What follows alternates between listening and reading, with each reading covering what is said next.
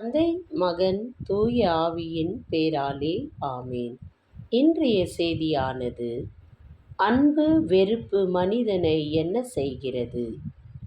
ஒரு மனிதன் இவ்வுலகில் வாழ்வதற்கு மிக முக்கியமான வார்த்தை என்றாலே அன்புதான். அன்பு இருக்கிற மனிதனோ இவ்வுலகில் இருக்கிற அனைத்து ஜீவிகளுக்கும் அவன் தன்னில் இருக்கும் தூய்மை நிறைந்த அன்பை காட்டுவான். அன்பு ஒரு மனிதனின் செயல்பாட்டை வெளிப்படுத்தும். அவனுடைய குணாதிசயங்களை காட்டும். தன்மீது அன்பு கூறுகிறவன் தன்னை சார்ந்தவர் அனைவர் மீதுமே அவன் அன்பு கூறுவான்.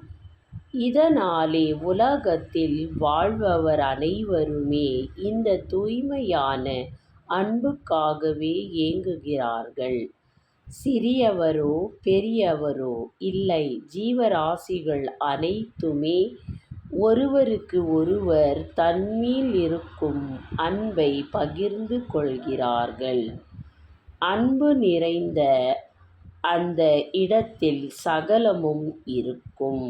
அதே ஒரு மனிதனிடம் வெறுப்பு இருந்தால் அவனிடத்தில் எதுவுமே இருக்காது.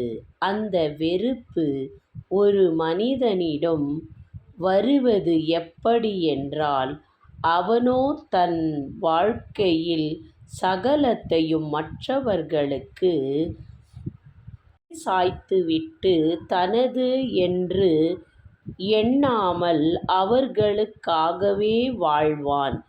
இந்நிலையில் அவரோ அவனிடம் அவன் காட்டும் அன்பின் மீது அக்கறை கொள்ளாமல் தங்களின் சுயநிலைக்காக அவனை உபயோகப்படுத்திக் கொள்ளும்போது, இது அவனுக்கு ஒரு நாள் சுயநிலை தெரியும் போது அம்மனிதன் மனதில் வெறுப்பு உண்டாகும். அந்த வெறுப்பினால் அவனது மனம் உடைந்து போகும்.